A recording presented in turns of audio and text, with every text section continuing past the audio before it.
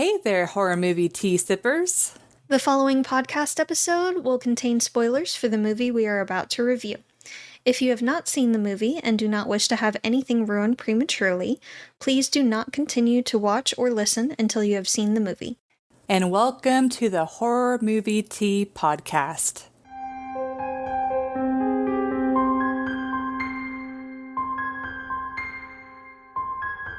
Today we are covering Five Nights at Freddy's. Five Nights at Freddy's. But before we go into the review, let's grab our cups and talk about tea.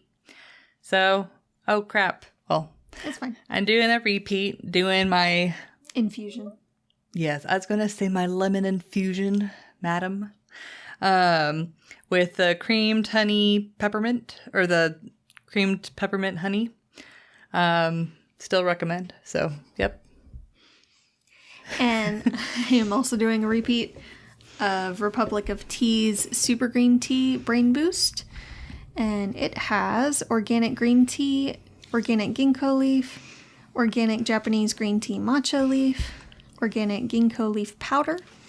And this does have tree nuts. Ginkgo is tree nuts. So if you have allergies, please be aware of that. And thank you to the Republic of Tea for allowing us to continue to do what we love. And for our wonderful tea sippers out there, brew yourself a cup of tea, sit back, relax, and we hope you enjoy the review. So for the summary. A brother, desperate for a job to stay guardian of his little sister, gets a job as a night guard over an abandoned pizzeria. But all is not as it seems. Yeah. So for entertainment, I will say when I first watched this movie, I wasn't super, I was kind of like, oh, it's decent for an adaptation, but it's not like wonderful. But watching it a second time, I did enjoy it a bit more. I will say right off the bat, Willy's Wonderland gets a higher rating. Yes. Willy's Wonderland is like an 8. But for Five Nights at Freddy's, for me, it's a 7.75. So I love that they leaned into the child victims rather than just making it about the animatronics. Yeah, so I like that they kind of lean on the fact that Mike is exploring or trying to figure out about like what happened to his little brother, and then as he's doing that, then the ghost children come into play. Now, kind of a coincidence that the person that kidnapped those children were also the kidnapper of his brother.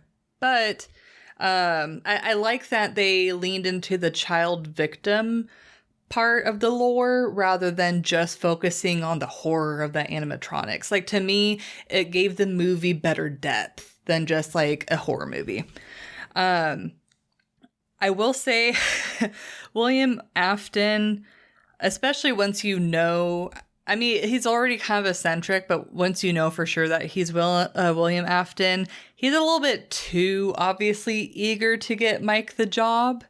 So that was, I know a lot of people figured it out that he was William Afton beforehand. I did not.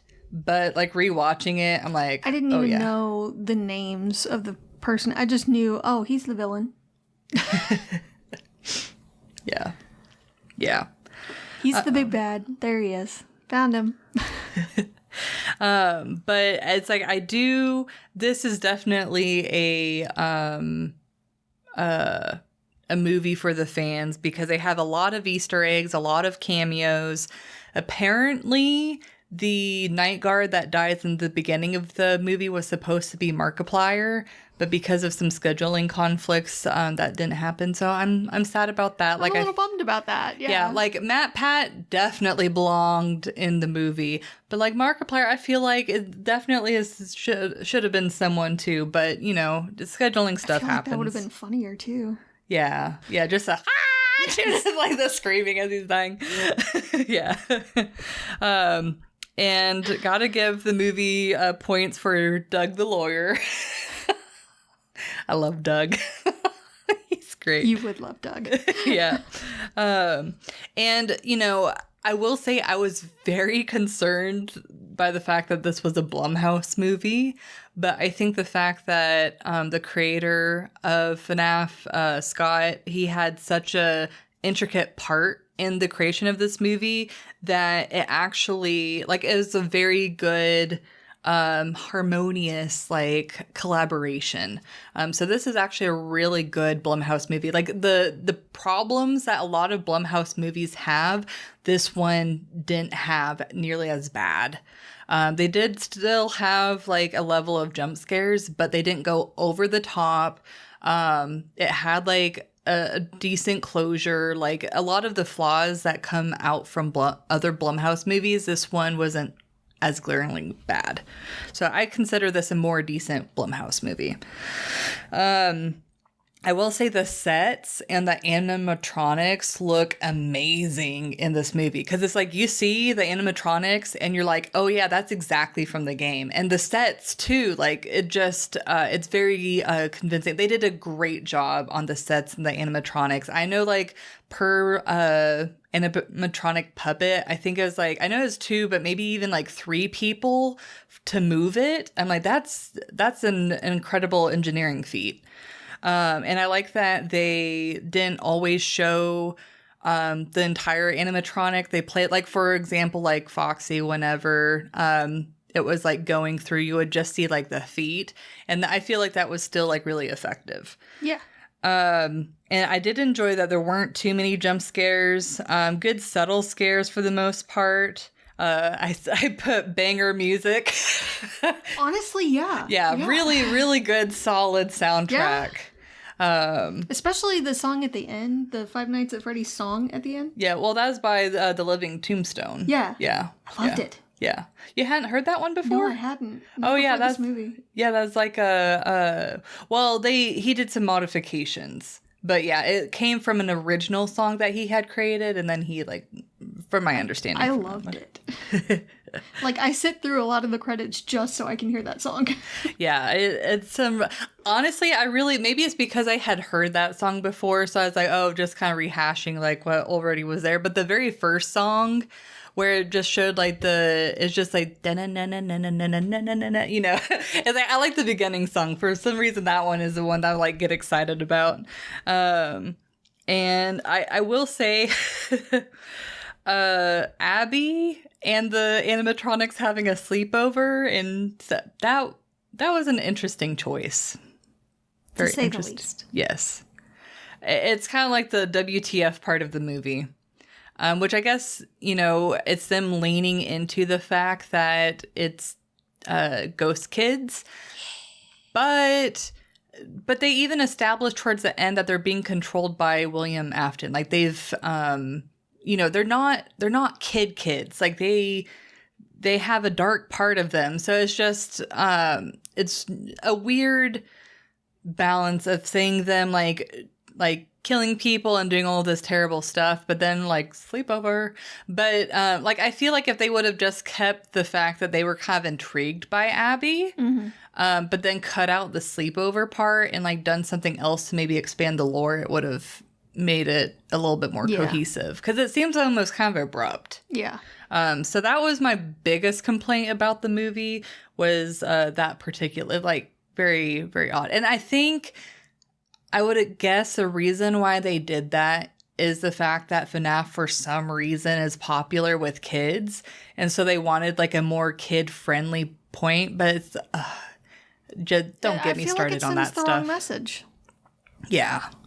Yeah. Well, the fact that they have like FNAF toys and stuff, like, I have some thoughts, but I will not go into that.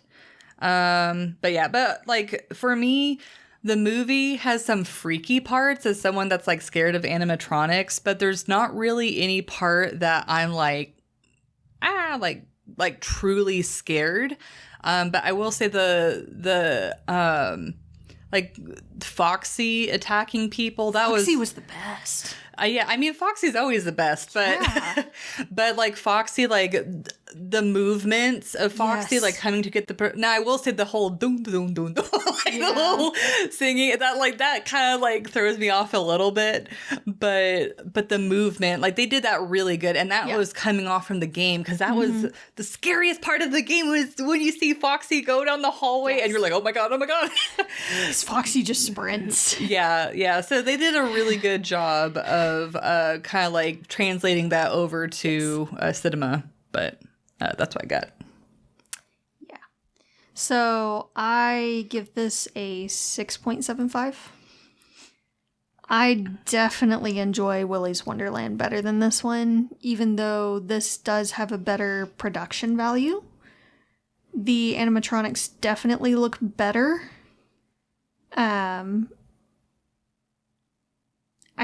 I enjoyed Willy's Wonderland more. And maybe that was just because Nick Cage fighting animatronics Well, I think the humor, without saying a word. yeah, it's like the Willy's Wonderland is like humorous. Yeah. While this one was trying to play a little bit more serious, but then whenever it did have comedy, it kind of like didn't really. I feel like it tried to be too deep. Well, but I mean, FNAF is deep though. I know. But I feel like they tried a little too hard, especially where the kid was involved. Where Abby was involved. They tried to make it too involved, and I feel like they should have gone with less is more. Personally. Also, when you can call who the villain is a mile away with a blindfold on, it kind of takes some of the fun out of it. Just saying. But I mean, it's Shaggy. And when he does a very big dramatic pause when he sees the last name and looks up at him and clearly recognizes him. Yeah, like why did they add that? Like if you're gonna, I don't know. I mean, if you're gonna do something like that, downplay it a little bit. Yeah. But he was a little too obvious there. Yeah. Also, I feel like the cop lady being the daughter was unnecessary. So the weird thing about this movie is they kind of combined a lot of the different lores from the different games into one. Because Vanessa is from Security Breach. And Mike, like his backstory doesn't match the actual lore of the game. So yeah, I feel like that they're trying to like keep it more connected. Yeah. But yeah. But again, I feel like it was just a little unnecessary and takes away a little bit, mainly because of the realism aspects of it. But it didn't feel like it flowed very well because of her and Abby. I feel like they could have kept it a bit more simple and taken a lot of his personal life issues out of it, and it would have been a little bit more solid. Personally. Yeah, I see what you're saying. Because it's like, I kind of enjoyed the expansion of him as a character, but it's like, since Abby wasn't really in danger, I mean, I guess towards the end she gets in danger, but it's like, I think they were trying to show you how high the stakes were and kind of convince you why he would have chosen that as a job. I mean, there are plenty of other ways. That wasn't really necessary. And his whole arc kind of detracts from it and makes it less of a FNAF movie. And more about just a brother trying to save his sister. Yeah. And see, I definitely see where you're coming from. And for some reason, that's what I enjoy about the movie. Oddly enough. Like, I like the fact that, like, how his story connects with the animatronic kids. I mean, that was interesting, but again, they could have done that without Abby. Yeah. I will say, as much as I thought between, like, Mike and Abby was cute and all. I didn't really need Abby in the movie. Yeah. She did a decent job. Yeah, she's They a good both actress. did. It's just her as a character in the movie. It's like, okay. Story-wise, she wasn't really necessary. I really think it's to appeal to the kids. I'm sure it is. I'm yeah. sure. I'm just saying, personally, I think it would have been better without. But that's just me. Also, even though they did a really good job on the animatronics, with the cupcake one, yeah. Anytime they showed the cupcake one attacking someone, that took me out of the movie experience. It was kind of funny because it like fly. I could not take it seriously at all, ever. I cannot take that one seriously. Can't do it. The other ones, sure. Yeah, those can definitely be freaky. I get it. But the cupcake one, I can't give that one to you. I want to say the cupcake came from one of the VR games or something like that. But yeah, that I could have gone without the cupcake. Yeah. Yep. So that's what I got on entertainment. So for realism, I give it a 2.5. I will, I don't know if you noticed this. I'm assuming that they, especially since it's been abandoned for so long, they couldn't afford a backup generator of any kind. But you see that whenever like Mike goes in, the lights are flashing in the building, and that's before he's turned on the breaker. Yeah, that happens a few times in the movie. Yes, that happens multiple times, yeah. Yes. Oh, it annoyed the shit out of me. Yeah. Yeah. And then Vanessa threatening like, oh, that's criminal negligence. I feel like I can see where that might come from, but like looking at like what would be considered criminal negligence, I feel like was a little bit of a stretch for this particular situation. It would have to be like a very like hardcore judge that'd be like, oh yeah, that's criminal negligence. So yeah, it seemed like a stretch. Well, they had clearly broken in. Like there were signs of break-in as well. Mm-hmm. So it's not that he just forgot to lock a door like she accused him of doing. Yeah. And he was off duty at the time. Yeah. So it's not his problem. Yeah. Just saying. And then Abby, they kind of established that Abby has a connection to the ghost kid before she even like meets the animatronics. Yes. I didn't understand why they did that. I'm so glad that you mentioned it. I'm so glad. Yeah, that was an odd choice. And then when does Vanessa actually like do her job? Thank you. And she's a certified EMT too? Yeah. Bullshit. Yeah. Go work. God.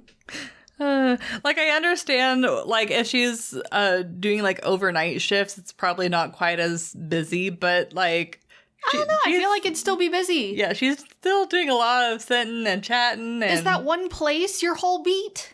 Yeah.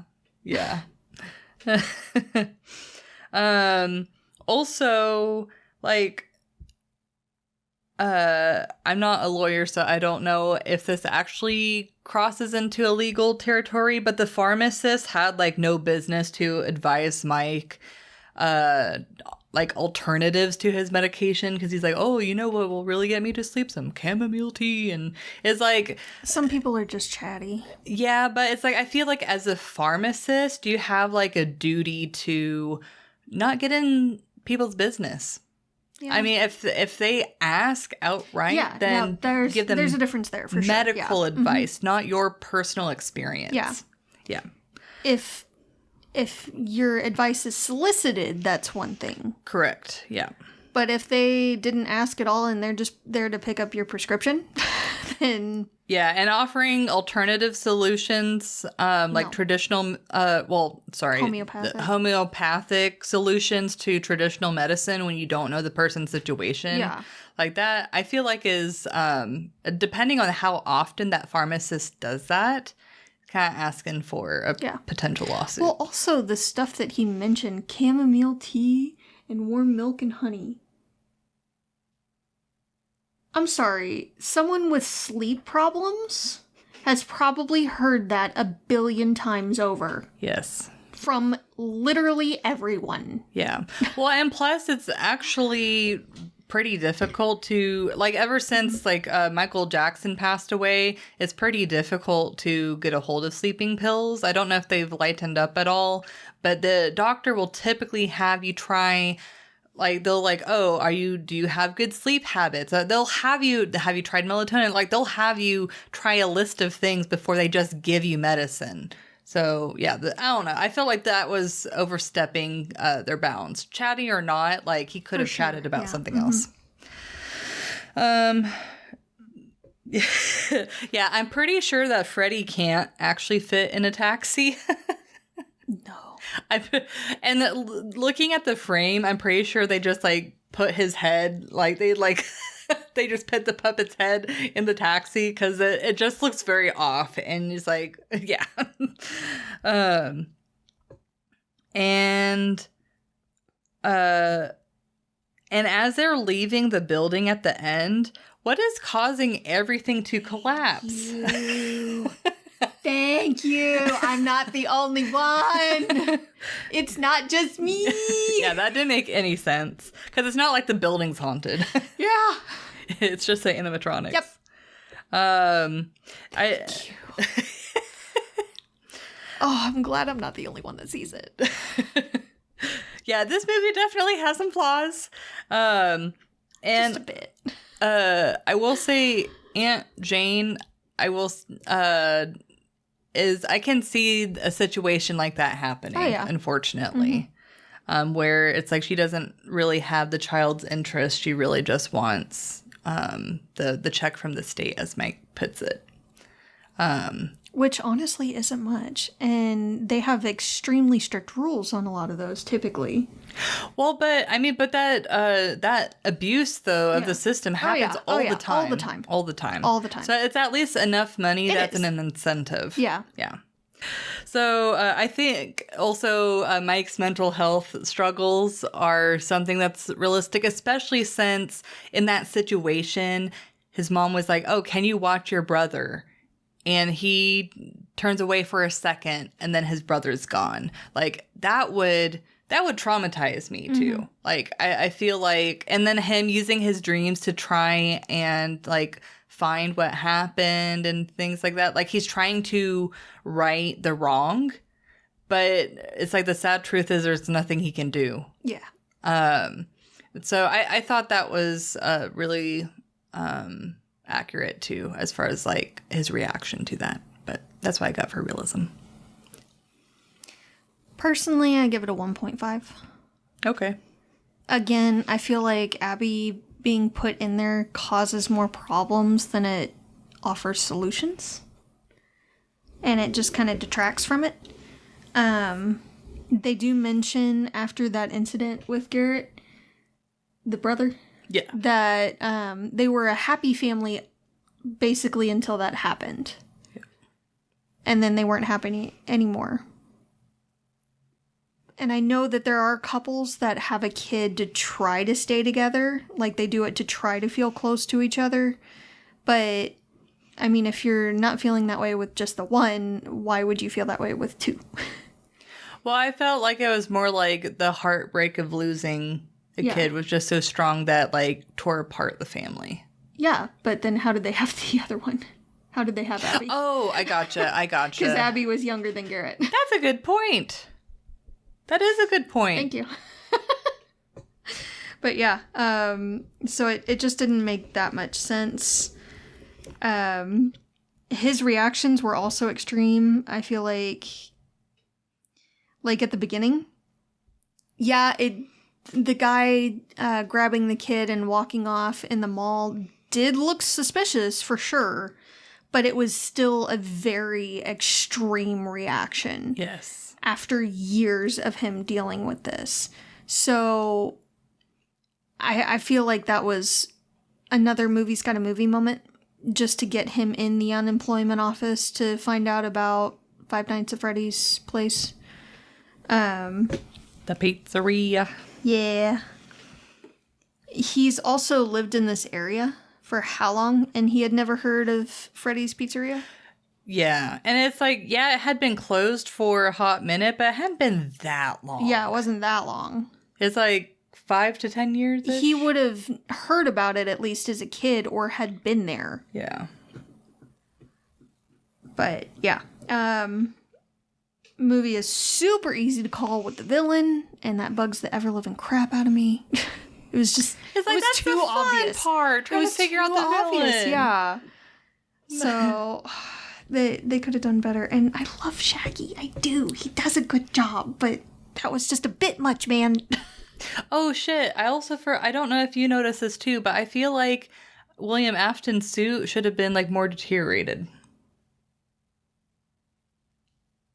That one, I feel like the suit looked wrong in general. Yeah, that was my least favorite suit. Because, like, the deterioration on it didn't make that much sense. It almost looked half burnt.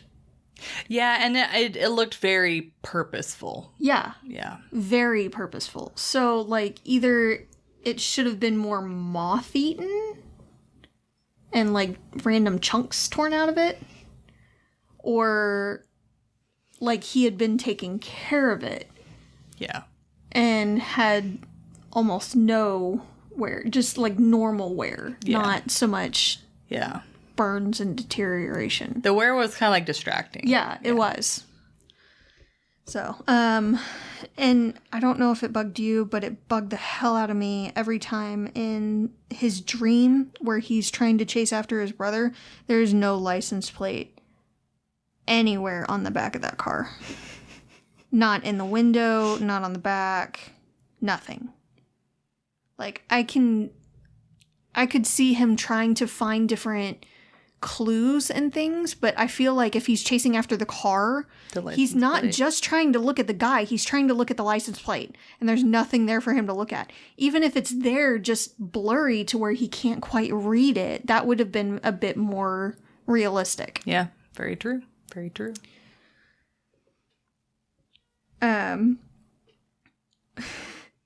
When Max gets chomped in half by Freddy, Freddy's mouth was not big enough for Max to fit into. I noticed that too. And it was extremely comical how the silhouette showed her getting crunched in half, and I about died laughing.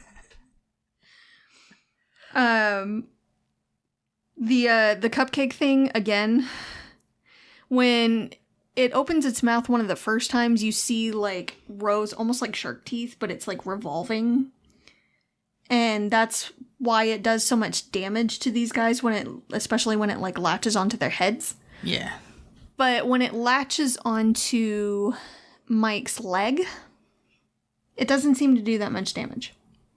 That's very true. Yep. And these things are supposed to be, like, super, super strong, too, so... Like, why doesn't it, like, basically cut off his leg at that point? True. But, yeah. There was no blood on the knife. That was supposed to have gone halfway into Vanessa. When they show it on the ground. Oh, yeah. Yeah. Of course you did. Mm-hmm. Yeah. And, of course, all of the freaking electronic issues when the breaker is not even on. And... the place just deciding at the end to start falling apart for no reason. Also, the very fact that they have to have a night guard for a place that's been closed and should really be condemned for the last, 10, 20 years? Well, the movie took place in the 90s and it was up in the 80s, so 5 to 10. At most, yeah. Yeah. Why do they have night guard? Well, I thought they mentioned somewhere that they're like vandals and stuff that would try and come in. On occasion. But that doesn't really warrant a night guard every night. That warrants police doing a drive-by. Like once or twice a night. Well, but then they're also saying that they want to protect the proprietary, like, technology. So move them. Yeah, there were other things they could have done. Move them! Patent them and move them. Yeah. It was a lot of movies got a movie. It was for the plot. It was all for the plot. Yep. So, that's all I'm saying. It's just... It's all for the movie. Yep. It's not realistic at all. But those bops, though. Yeah. But it's like, you know, compared to other video game adaptation movies... It was a decent adaptation. It was it's a... fairly faithful... Compared to other video game adaptations, I mean, this one, and this is strictly looking at video game adaptations, not movies in general. I feel like it's a really good video game adaptation. I have not seen a video game adaptation this good in, I mean, probably like ever. Like most video game adaptations, it's just like so bad. So bad. I oftentimes try to avoid movie adaptations of video games just because they usually suck. Yeah. Or they have, like, nothing in common with it. Yeah. Which is, with this one, it is a little bit weird that they kind of combined a lot of the lore from the different games. Especially since they kind of set it up for a sequel. A little bit. Yeah. I mean, he says, I always come back. Yeah. And he wasn't quite Well, dead. he does. Well, because in the game series, he comes back as Purple Guy. Mm. Yeah. Weird, but all right. Where he's like, or sorry, am I mixing it up with Michael Afton? I don't know. The lore in FNAF is it's hard for me to keep everything straight. But if I recall right, I think he comes back as Purple Guy. Unless if that's... No, I think that's Michael Afton. Okay, anyways, whatever. Yeah. But I think they're referring to the video game lore. Okay. But yeah, it is set up for a sequel. But for an adaptation movie, like a really good, solid movie for a horror movie in general, as far as like animatronic movies go, it's definitely on the better end. It is. Because like comparing it to the Banana Splits movie, and it's like Willy's Wonderland is still better, but this one is like second tier for me. But it definitely has its flaws. Again, the production value is better than Willy's Wonderland. Yeah. As far as the animatronics go, if nothing else. Yeah, because the animatronics in Willy's Wonderland are obviously people in suits. So bad. Very much people in suits. Yes. Yep. But thank you for joining us today, and let us know what you thought of the movie. If you'd like to recommend a movie game or tea, you can leave us a comment or join our Discord. And if you'd like to keep up to date with our content, you can find our link tree listed below. And if you'd like to support us monetarily, we have a Teespring and PayPal, or we have our affiliate link with Republic of Tea available. It does not affect the price of the tea, it just allows us to continue to do what we love. And you can find all of the sites mentioned linked below. But until the next time, guys, stay safe and stay spoopy. Bye!